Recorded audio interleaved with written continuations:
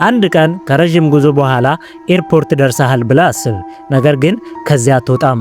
ለሰዓታት አይደለም፣ ለቀናትም አይደለም፣ ለ18 ዓመታት በቀዝቃዛ ወንበር ላይ ተኝተህ አንድ አይነት ልብስ ለብሰህ ሺዎች ሰዎች ሲመጡና ሲሄዱ እያየ አንተ ግን አንድ ቦታ ቆመ ትኖራለህ።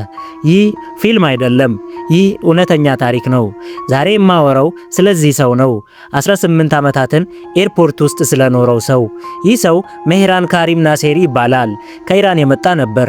በመጀመሪያ ህይወቱ መደበኛና እንደ ማንኛውም ሰው የኢራን ነዋሪ ነበር። ነገር ግን የፖለቲካ ችግር ሲነሳ ሀገሩን ለመተው ተገደደ። እሱ ስደተኛ ሆነ። አዲስ ህይወት ለመጀመር በመፈለግ ከብዙ ችግር በኋላ እንግሊዝ ሀገር ለመሄድ ወሰነ። ከብዙ ልፋትም በኋላ ፈቃድ አገኘ። አዲስ ህይወት፣ አዲስ ተስፋ። ነገር ግን ያሰበው ነገር በአንዴ ተቀየረ። ተስፋው፣ የተሻለ ህይወት ለመኖር ያለው ጉጉቱ፣ ደስተኛ ህይወት ለመጀመር ያለው ፍላጎቱ በሙሉ በአንዴ ተበላሹበት። በፓሪስ አድርጎ ወደ እንግሊዝ ሲጓዝ እዛው ፈረንሳይ ፓሪስ አየር ማረፊያ አስፈላጊ ዶክመንቶቹ ጠፉበት። ማንነቱን የሚያሳይ የስደተኛ ፈቃድ፣ ሁሉም ጠፉበት። ከዚያ በኋላ በሰው ሀገር፣ በማያውቀው ሀገር እሱ ማንም አልሆነም። በዚህን ጊዜ ወደ እንግሊዝ መግባት አይችልም። ወደ ኢራን ወደ ሀገሩ መመለስም አይችልም። ምክንያቱም ማንነቱን የሚገልጽ ምንም ህጋዊ ማስረጃ የለውም፣ ጠፍቶበታልና።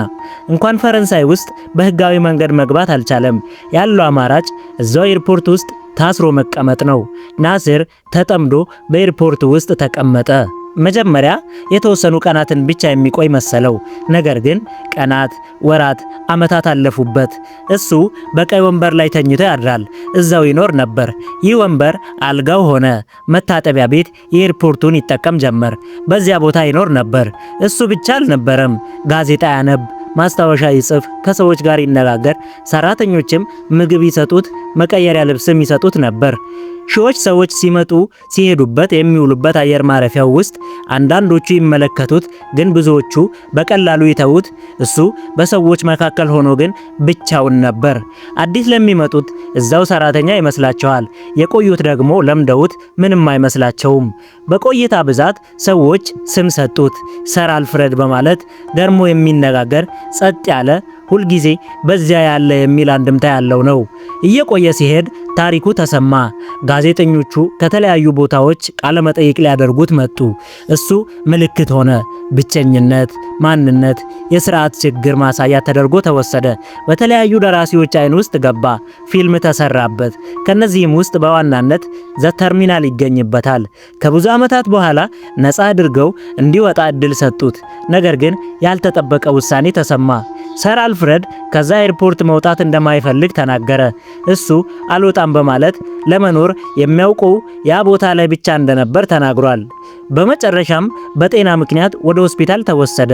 ምንም እንኳን ሲረዳ ቢቆይም ህመሙ ጸንቶበት ነበርና ሞተ። በኢራን የተወለደው ሜህራን ከሪም ናሴር በፓሪስ ኤርፖርት ውስጥ ሰር አልፍሬድ ሆኖ ከ18 ዓመታት በኋላ በዚያው ኤርፖርት ህይወቱ ተቋጨ።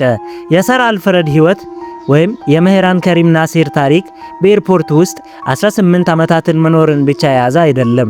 የእርሱ ታሪክ ስለ ማንነት፣ መኖር፣ ብቸኝነትና የሰላም ማጣትን ክፋት የሚያሳይ ነው።